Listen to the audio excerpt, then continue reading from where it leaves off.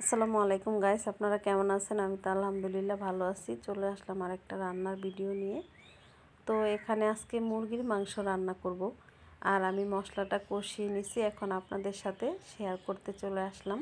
মানে মশলাটা দেওয়ার আগে যে ভিডিওটা করব, তো খেয়াল ছিল না, সেই জন্য। তো মশলাগুলো কি দিছি, মুরগির মাংস রান্না করলে যা মশলা লাগে সেগুলাই দিছি। তারপর আমি বলে দিব এখানে কি দিছি। এখানে পেঁয়াজ কুচি দিছি, দারচিনি, এলাচি, তেজপাতা দিয়ে দিলাম। তারপরে কিছুটা বাদাম বাটা দিছি, পেঁয়াজ বাটা দিছি, দিয়ে হলুদের গুঁড়া, মরিচের গুঁড়া, ধনিয়া গুঁড়া, জিরা গুঁড়া না সরি জিরা বাটাটা দিছি। তো দিয়ে সব কিছু দিয়ে আমি মশলাটাকে ভালোভাবে অনেকক্ষণ কষিয়ে নিছি। কষিয়ে তারপরে এই যে সোনালি মুরগি, তো সোনালি মুরগি দিয়ে দিলাম। আর আমি বরাবরই মুরগির মাংসের সাথে যখন ঘরে ডিম থাকে ডিম দিয়ে দিই। আমার ডিম অনেক ভালো লাগে, মুরগির মাংসের সাথে ডিম একসাথে করে দিয়ে রান্না করলে আমার কাছে খেতে ভালো লাগে। তাই আমি সব সময়ই চেষ্টা করি, ঘরে যখন ডিম থাকে আমি প্রায় সময় ডিমটা দিয়ে দিই, আপনারা দেখেন। তো আজকেও ডিম দিয়ে দিব। আর এখানে লাল যে নতুন যে লাল আলুটা থাকে না, দেশি আলু বলে ওইটাকে, তো ওই আলুটাকে আমি সিদ্ধ করে ছিলে নিছি, ওই আলুটা দিব। আর এখন এখানে পানি দিব না, তো একটু ঢাকনা দিয়ে কষিয়ে কিছুক্ষণের জন্য কষিয়ে তারপরে পানি দিয়ে তারপরে আবার আমি অনেকক্ষণ কষিয়েছি, সেটা আর আপনাদের সাথে শেয়ার করতে পারিনি।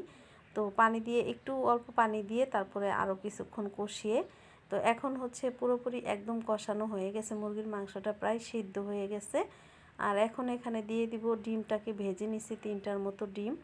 আর যে লাল আলুটা দেশি, সেই আলুটা একদম বড় না ছোট না মিডিয়াম সাইজের আলুটাকেও সেদ্ধ করে তারপরে ছিলে নিছি।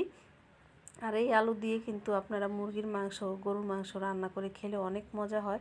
তো আমি প্রায় সময় এই আলুটা দেই যখনই বাসায় থাকে। আর আমি যদি নিজে বাজারে যাই তখন এই আলুটা আমার চোখে পড়লে আমি কিনে নিয়ে আসি সব সময়।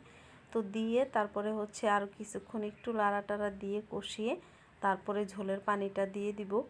আর ঝোলের পানি দিয়ে তারপরে হচ্ছে কিছুক্ষণ ঢাকনা দিয়ে ঢেকে দিব। আর এইভাবে করে কিন্তু বেশিক্ষণ কষাইনি আমি, মিনিট 5 মতো কষাইছি। তো এভাবে তো ঝোল নাই, সেজন্য আর কি মশলার সাথে 5 মিনিটের মতো একটু কষালাম, বেশি না। কষিয়ে তারপরে হচ্ছে এই যে ঝোলের পানিটা দিয়ে দিলাম।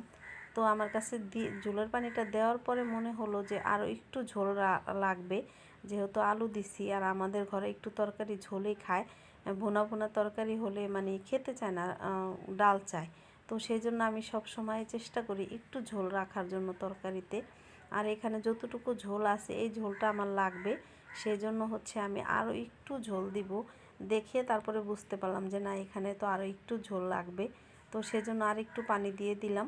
তো এই তো হয়ে গেছে। আর এখন ঢাকনা দিয়ে ঢেকে দিব। আর কিছুক্ষণ পরে আমি ফিরে আসছি। তো কিছুক্ষণ পরে ফিরে আসলাম, আর এখানে হচ্ছে এখন তরকারিটা আমার একদম হয়ে গেছে। এখন আমি ভাজা জিরার যে গুঁড়াটা সেটা দিব। পাটার ভিতরে আমি একদম গুঁড়া করে কৌটায় করে অনেকটি জিরা একসাথে কৌটা করে রেখে দেই।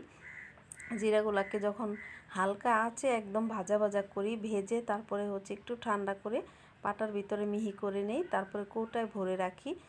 রান্না শেষে যখন যেই তরকারিতে জিরা লাগে আমি সেটার ভিতরে ওই ফাঁকি জিরাটা দিয়ে দিই। আর ভাজা জিরার ঘ্রাণটা আমার কাছে এত ভালো লাগে কি